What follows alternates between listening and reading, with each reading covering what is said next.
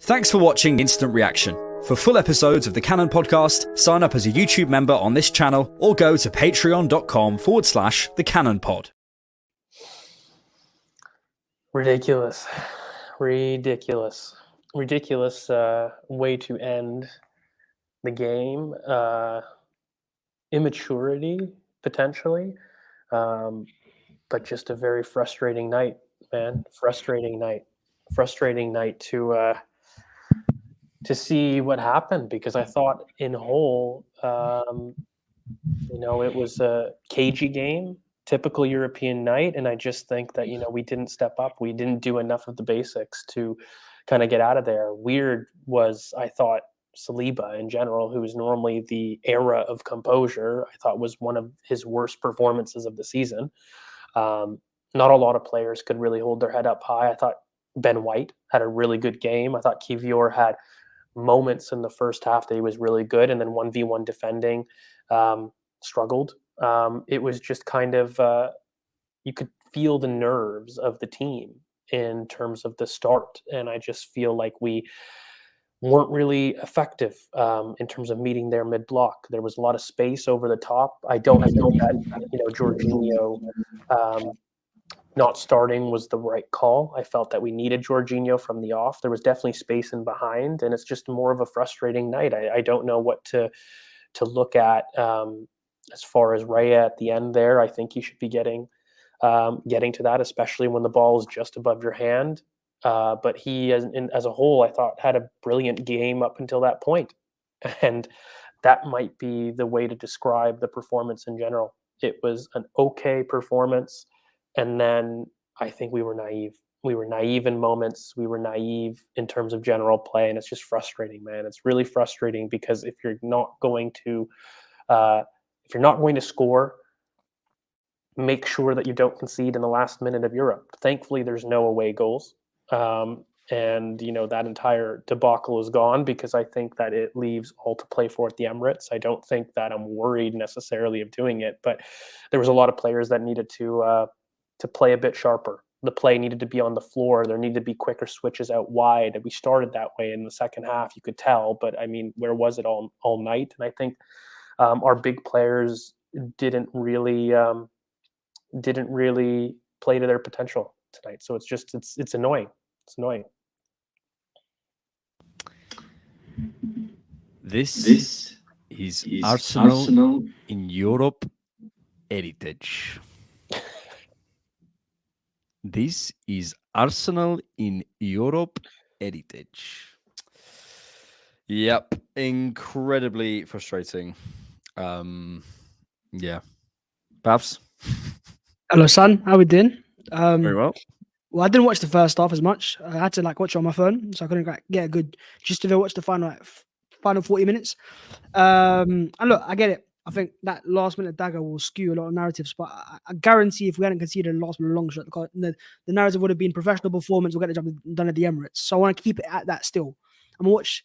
We were pretty poor going forward for most of it, but it's not like they made a lot of chances, so I'm not really worried. That's the real main point coming out of this. But I get why fans are angry, because it was a really terrible performance going forwards. And I think a key reason why fans have been excited recently is because going forwards we've been making chances. In this game, it was pretty lackluster. And so that's where the real frustration lies. And I think more importantly, maybe it's an experience, and then just looking at it from a more positive side, maybe it's an experience that we can go, okay, we need to get this out of the way. Just so the players now realize, we always talk about European daggers and how the Champions League works, and we see it from other teams, but now this team would have faced it. Where you've gone away from home, you've had a mid-performance, 5, 6 out of 10, but they've not been amazing either. And then out of nowhere, 93rd minute long shot dagger. That's what Champions League is all about. And now these players hopefully can learn from that experience. I'm not too concerned going into the Emirates. I didn't think they were amazing either, but we were pretty bang average. And I think a few little maybe adjustments. Now Mikel will know how Porto play, and I'm not really too concerned, but again, pretty annoyed for the performance. Coach Lance, thank you very much for your contribution. We'll come to Martinelli at some point. Malachi, thank you so much for this, mate. Really appreciate that. Presume you mean Gabby Martinelli. Was shocking for me. His touches were awful. I know he's isolated, but when he had the ball, nothing, no individual skill, no urgency, just bad. It's only 1-0. We can get something back at home. Hopefully, Gabby Jesus is back for them. George, Martinelli? I think he was uneventful, really. I mean, yeah, his touch was quite poor. He was isolated. I just think that we didn't switch enough early to him, and we started that in the second half. You could clearly see that it was something that we had wanted to do, but we just weren't effective at. I remember at halftime having conversations in the group chat saying, "Listen, this game looks slow. The build-up looks slow. We need early switches. We need quick switches." And the space was not through the block; it was over the block. And I think when we were effective about making sure to play that ball early, we had some joy. It wasn't as though that Porto didn't leave space and it was incredibly filled. I thought this was a very similar game to the Fulham game, and those type of blocks. You have to make sure that you're switching the ball early and effective. And I don't think that we were doing that enough. I look at, William Saliba, who on the night again, I think this was his worst performance, certainly all season, but one of his worst in an Arsenal shirt in general. Didn't have any composure. The few times that he tried to switch out early, he was slipping or his balls were under hit. And a lot of times when we did go out to do switches, the balls were on the back foot. They weren't in front into space. There was no urgency to the long switches in general, and I just felt that we lulled ourselves into a period of possession where we were happy to try to be patient, but we weren't vertical enough. And I thought again, Jorginho would have been key to this, and I think that Martinelli was doing his best. I think he had a very good defensive shift at the very least. But when you're talking about your wingers and you're starting to talk about defensive work rate, you know that the game hasn't gone your way. And I think that's really where I'm at with the Martinelli kind of purpose, because Saka didn't fare much better on the other side. Maybe a little bit more secure in terms of his touch and in terms of getting out of place, but again, not nearly as effective as we could be. And I don't think that we got him in the game enough. I thought that Martin Odegaard struggled to get himself into pockets and to find people. He himself, very negative, very recycle first constantly. And our players definitely played with an apprehension in the match. And it was frustrating because I think when we turned the screw and when we turned it on, we expose Porto, because I think for all of their diligence in the block, they definitely leave a lot of space in terms of the wings and over the top of the press. So I think that there's definitely, it's not doom and gloom in the sense of I'm like, where am I going to be in terms of this tie? I'm just frustrating with a lot of the players that have done brilliantly this season that I thought should have stepped up a little bit more. I think Gabriel Magalhaes had a brilliant game. He was one of the few again to maybe raise his head as well. Saliba thought had a tough night. Ben White had a very good game. But in general, I'm looking towards the Emirates. You have to take the positive in the sense that it is basically 1-0 at halftime. And I hope that, the boys take that, because with the Emirates, we're going to need them. But this is a team that we can beat. We have to do the basics right. I think that we need to move the ball a lot quicker, and we need to maybe rethink this Trossard Havertz dynamic, at least against this type of opponent. I've never felt that against a mid block that this Trossard high and Havertz a little bit deeper worked. And I think one of my frustrations was midway through the half, why didn't we see a switch to put Havertz up top as the striker to go over the top and play off him? For me, I felt that Havertz was far too deep, and really we were having an out ball with Trossard, which again I didn't like to see. I didn't think that was the case in the last couple of games. So and if you're not going to do the Havertz as a striker, certainly you have Jorginho or Vieira come on to have quick switches, because right now there was nobody that was offering enough between the lines. There was nobody offering enough in terms of the composure to have these long switches over the top of a block. And so it was frustrating in that sense. I felt like we missed Gabby Jesus on nights like tonight, where there's a stalemate and there's difficulty in terms of breaking down a block. You need somebody that's a little bit more of a maverick, that's willing to take on people, that's willing to maybe have a little bit of jeopardy in it. And none of our players took that risk, took that bravery. It was a very safe performance, which I think you can take if you keep it 0-0. But it's just very frustrating for me as a coach or as a fan and a player to basically lose it in the last minute of the game, when you have to keep your head. And one of the biggest benefits of Arsenal has been their defense all season. So you have to make sure that irons out after the 75th or the 80th minute in Europe. Calm it down. Make sure that you take yourselves out of there with a 0-0. And I just don't think that we controlled the game enough in the last 15, 20 minutes. Yes. It was frustrating. It was a frustrating evening. I think I'm slightly concerned, Babs, and I'll come to you on this, about the approach, because I think a lot of this could be explained by Babs is staring at me. I don't know if he's still there. Babs, are you there? I'm staring at you because I'm listening. I don't know, but no, but you've frozen on our screens.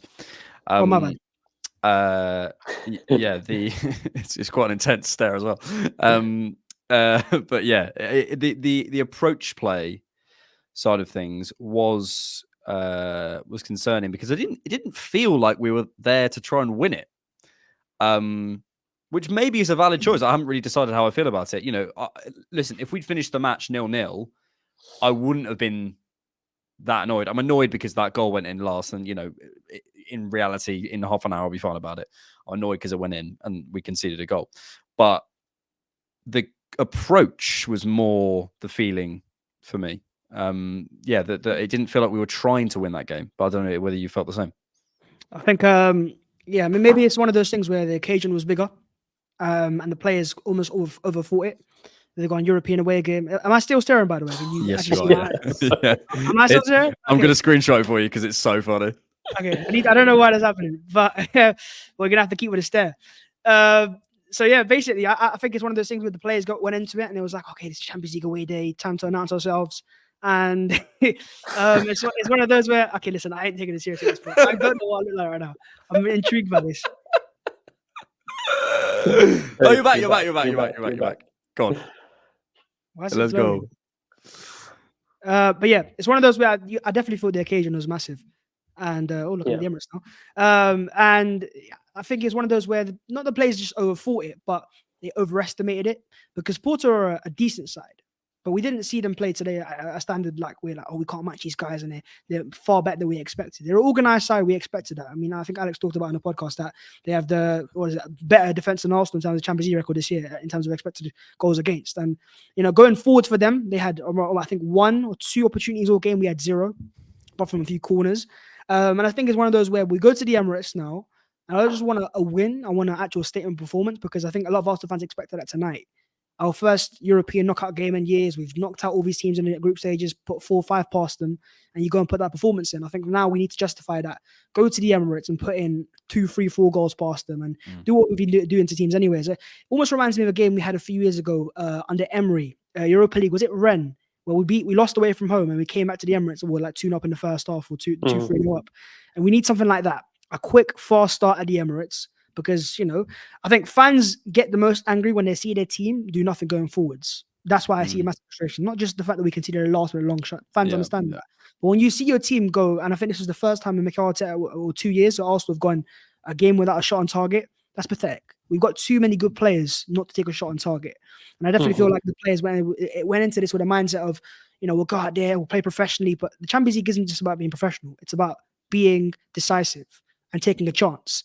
And we saw Porto right at the end. It was a bit naivety from Arsenal playing that pass in the first place, but that's a Champions League for you. Now, Martinelli will know not to play that pass in the future. They will know. We've seen Man City with De Bruyne and people like that struggle with daggers last minute. And this is Porto, by the way. Porto are a Champions League side. They hit Real Madrid or Bayern Munich.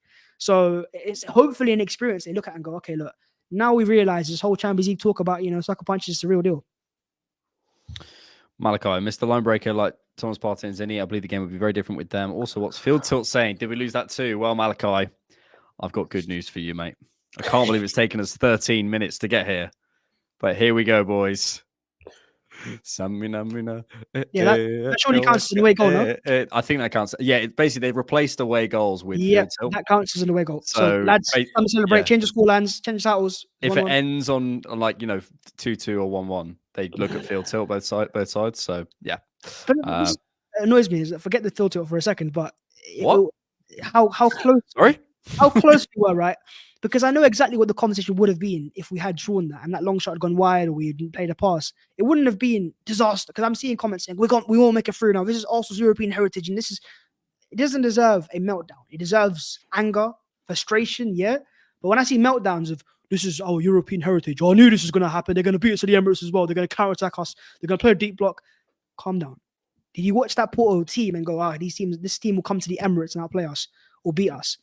Teams can get lucky. I understand that, and I'm not trying to underestimate them. They're a good side, but looking at the way they celebrated that performance after, you can see how much it means to them. So we need to now go to the Emirates, look at that performance, and go, look, we are the better team, but we didn't show it in that performance. I mean, how can that goalkeeper go and say, show us you're the favourites, and we go and put in 0 shots on target and not even test him? That's pathetic. So we need to make sure that changes in the second leg. Would you say they over-celebrated? Listen, I ain't gonna talk about that because the celebration police, might come for me as well. I think they did. They were amazing, fantastic. Love to see it. Congratulations. More than you. More than you believe. Alejandro, thank you so much for your contribution, and Malachi for your previous one. This match reminds me of the Newcastle game, players dropping like flies as time wastes. And yeah, this is kind of part of the approach to the whole thing. Because people, I've seen a couple of people mocking us in the comments because we were talking about how well coached we were last game. But right, what phase of play did Porto dominate us on?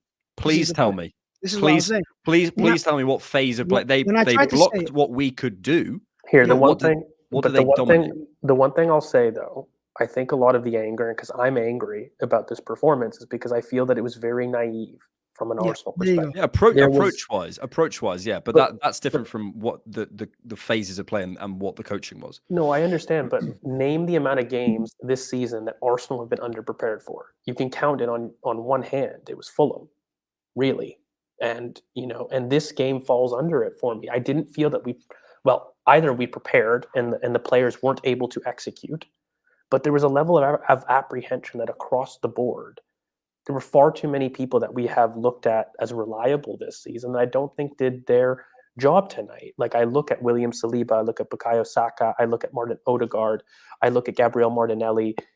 This team out there definitely could have put a shot on target. Yeah. We didn't do those things. This team could have absolutely played a little bit smarter in terms of our passing accuracy out wide, exploiting the space. We didn't quite do that. And I think that we were very naive in particular moments. Declan Rice, who never gets a yellow card, it comes from a really poor Saliba pass that puts him out and he extends and he gets a yellow card in the first minute of the half. Then you go out in terms of conceding a goal at the end. So from my perspective, I'm not worried about anything on the tie. I'm not worried about anything about that. It is 1-0 at halftime. I'm really not worried about progressing, but I am very angry with the approach play. I'm very angry with the preparation because this was something that we had to expect. And, we definitely deserved a much better performance off the back of our group stage matches, which were the complete opposite, guys. Like in general, our group stage matches were well prepared and we did well. Of course, we had a tough game against Lens, but I never felt this apprehension. And that's what annoyed me the most. I think I can accept not being good enough, but there were a lot of players out there that were hiding, that were not doing their normal effort and their ability. I look at Martin Odegaard, the captain, and I look at his performance and I thought it was a very negative performance. I didn't see enough between the line passes. I didn't see him trying things enough. I didn't see Bukayo Saka able to create the same separation that he normally does. Our big players, in my opinion, were very apprehensive on the night and on the day. And look, you can call that heritage or history, but I really don't buy that because these players are too young. They haven't had that history. And all season, they haven't played that way. So they let themselves get into their own head, in my opinion. And I think that, obviously there's all to play for and we'll do well in terms of the tie, but I'm annoyed with the application from a lot of people in the team. Belly Girl says, get Nicholas Pep back. I hear you, George. What I would say is if I'm trying to build a picture of like what went wrong this evening, one is always the fine margins, and we're having a completely different conversation because Raya's arm isn't 1 inch to the left or something. The other one is the refereeing, which I think we should talk about, and how stop-starty the game was, and part of that is we have to be prepared to deal with that and know that people will try to play different games against us. The surface was terrible. I'm not blaming this as one singular factor. The surface is terrible. That's why we lost. I'm not saying that. It's just part. It was raining. It was raining for both teams. It was raining. Yeah, but I do think there's a number of things. Must forget the time zone was different. They must have been jet lagged. And we've got a question actually on the where was it? Here we go, from Y. Says, how much is fatigue a factor? Half our squad is injured. So yeah, my point being that I think there's a number of, before I look at like we've fallen apart. I'm looking at, there's a number of factors that come before that for me. How much is fatigue a factor? Half of our squad is injured. Bhavs. I mean, look, I wouldn't say fatigue. I don't think it was a fatigue performance. The players didn't look tired. I just think it was a lackluster performance where Same 11, 3. Yeah, I mean, you wings could were say, right. look, maybe if we had a few more players that Mikel Arteta was able to bring off the bench that were first team quality. I mean, Smith Rowe's on the brink and Vieira's just come back. Players that I think the issue is the players that we would have had, like Trossard, that wouldn't have started if Jesus was available, are starting right now. So the squad, you're right, is at its max right now when you've got these important players missing. And I think maybe it's a thing where in games like that, the likes of Havertz, if they want to start and come off the bench, Trossard come off the bench, and we don't have that right now. We are struggling for ideas. But it's not been an issue for us for the last 2 months. Even going back to the defeats we had against West Ham and Liverpool, we were making chances. The issue with this game was we were nothing. We didn't look at threatening at one point, and that's why I think that's where I'm most angry. Because I'm going, how can you go and put 6 past West Ham and 5 past Burnley and go put no shots on target against Porto? Was it that good a defensive performance? That's not fatigue. That's what I'm saying. That was more of honestly, approach. I feel like it was fear. They were scared, and I wonder how much of a part of it plays that the whole change of European goals, away goals, and how I think also we tried to be too professional. That's how I see it. We tried to be too controlling of, okay, well, if we don't really go forwards that much, we might not concede and we can take it 0-0 and go to the Emirates. Well, this is the Champions League, and you will have a team do something out of nowhere, moments of magic, and that's exactly what we saw. And I think that's the frustration part. Is every time I see an Arsenal team go out there and not attack well, I'm frustrated because I feel like Mikel Arteta has got players at his disposal they can make the most out of, and he'll put a system forward for them as well, by the way. And it's down to those players on that pitch to make things happen. And I think we were too reliant on set pieces, trying to maybe get a scrappy goal. And if it works, it's amazing. But when it doesn't work out, you need to find a way. And we weren't trying to take shots off outside the box or forcing the hand. It was like, okay, we'll take a 0-0, and it's like almost it was a guarantee. Well, no, 93rd minute and bang. Yeah, I agree, but I also think the margin for that to flip the other way is quite small. And I think basically when everyone's off 5%, you have what's that? I mean, look, that's 55%. Do you know what I mean? I think basically everyone this evening was off by a little bit. And possibly by the occasion, possibly by the environment. I don't know. But yeah, the approach, and I'm trying to work out whether I think it was the coaching or the players. I'm leaning towards the players, to be honest. Like Martin Odegaard taking the ball in the pocket. He miscontrolled it a number of times. We were spraying balls out of play a number of times. Saka wasn't taking his man on a number of times. And I don't want to project nerves onto them, but it feels like an obvious answer. But I don't know. I don't really buy that necessarily. No, but there was an apprehension to play. Like, the reason I'm so upset is not the result. And even if we had gone 0-0, the frustrating thing that I'm taking away from it, for example, William Saliba is a picture of composure. David Raya is a picture of composure. Were they composed in this match? They weren't. Martin Odegaard, another picture of composure. They weren't composed in this match. And I look at it, the one thing I will say is, looking back, and I think that we do need to do this going forward, is when you face a mid-block, very similar to Fulham, very similar to this block that we find ourselves right now, you have to make sure that you've got enough players that are willing to be brave to play those balls over the top. And I don't think that we had enough players that were, willing to do it. We tried to change it at the second half. We didn't really do it well. Arsenal, I think, in terms of big switches, are the third worst in the Premier League. You guys know that. And Manchester City are third, and Liverpool are second.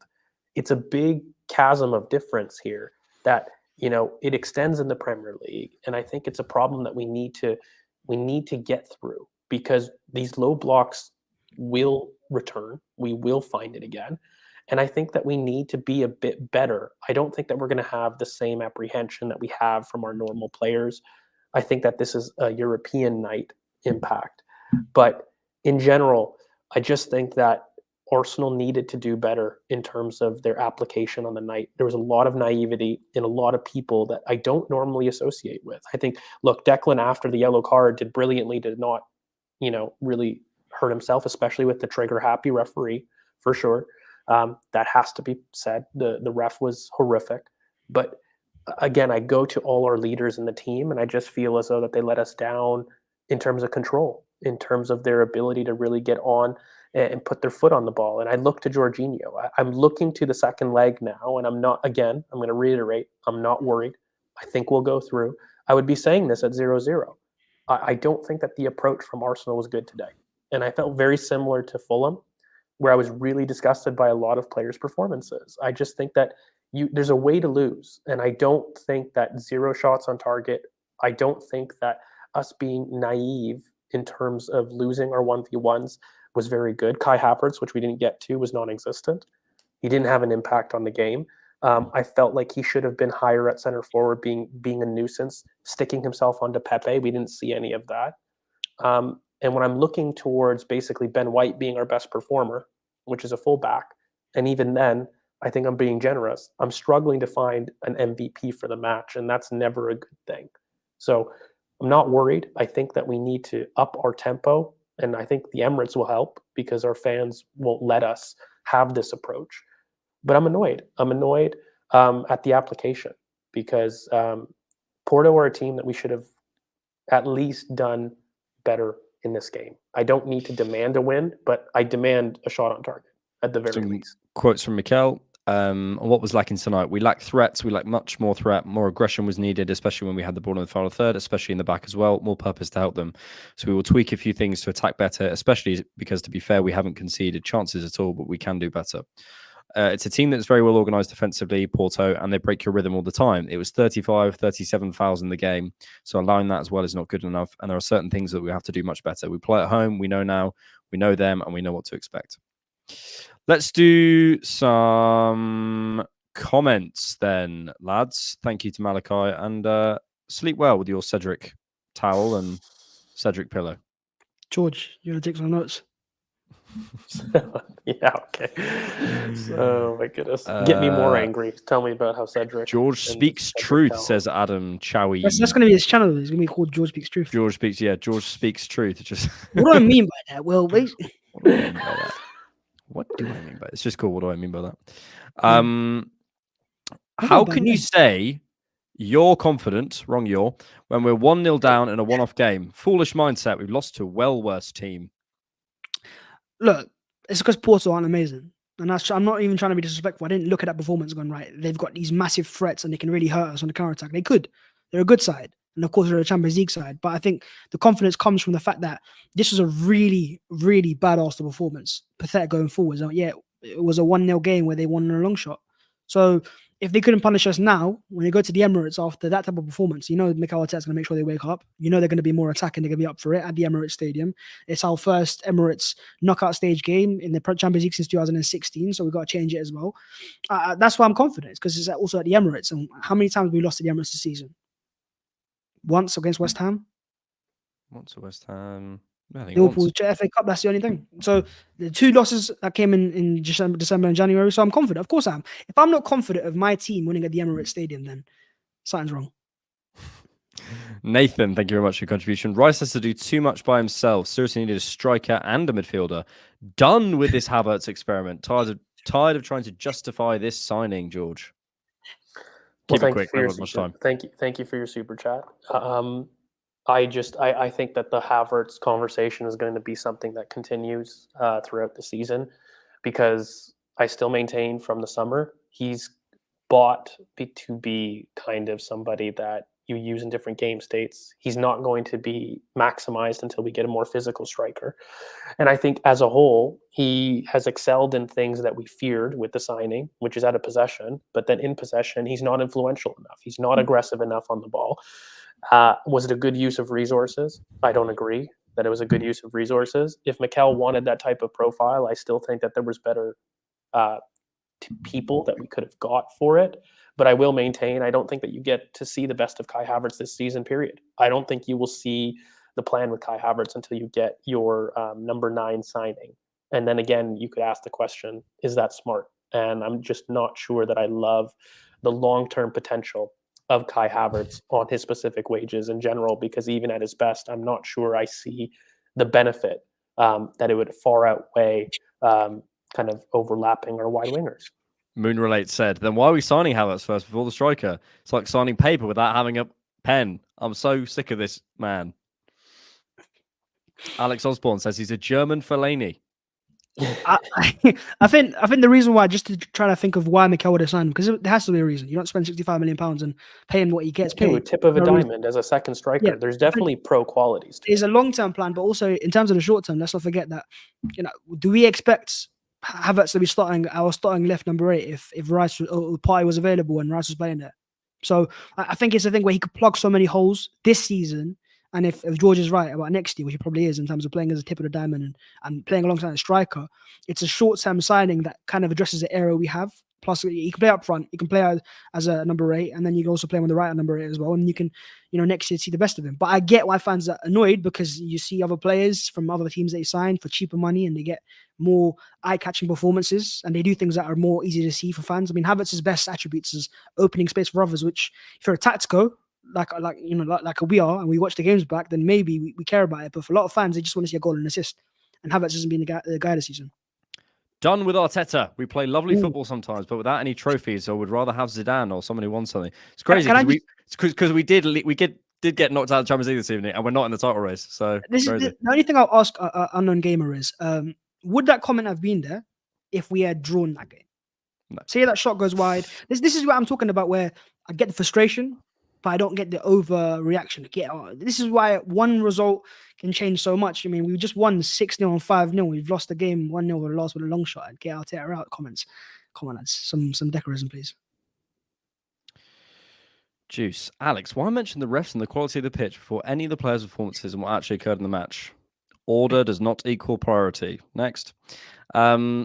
There was one earlier I quite liked. Oh, here it was. Guys, which performance was worse? Fulham away, Lens away, or this Lens?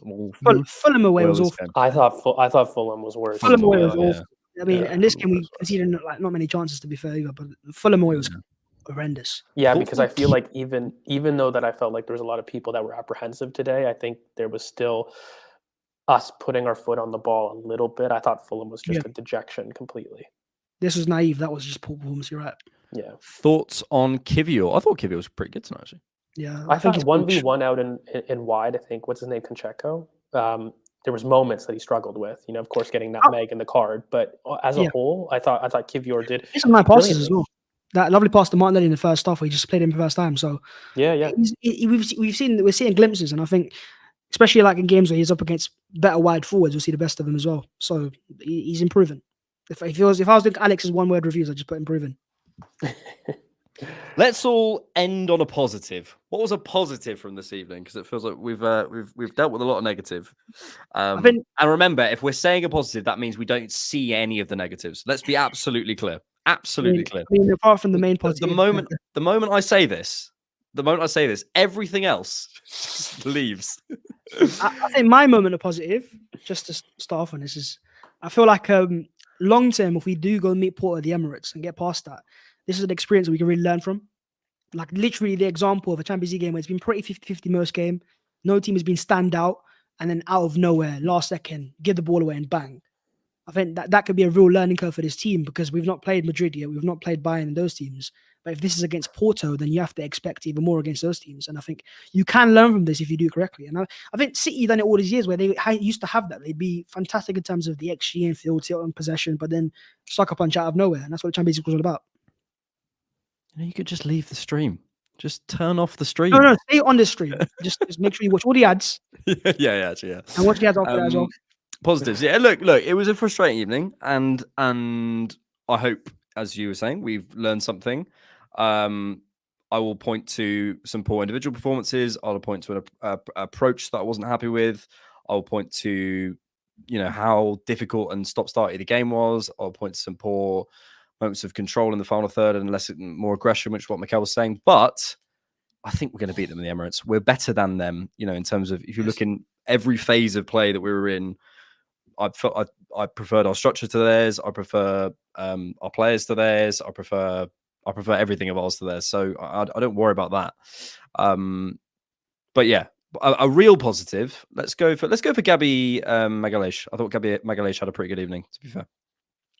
Yeah, I don't want to double up, because I thought he was brilliant. I still think Ben White had a really good game. Again, I thought Ben White was definitely a positive in somebody that was taking charge. Ben White was good, yeah.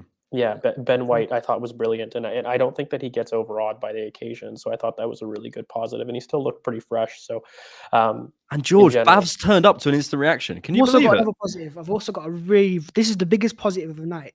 Go We're not on. going to get touch balls clip. Oh.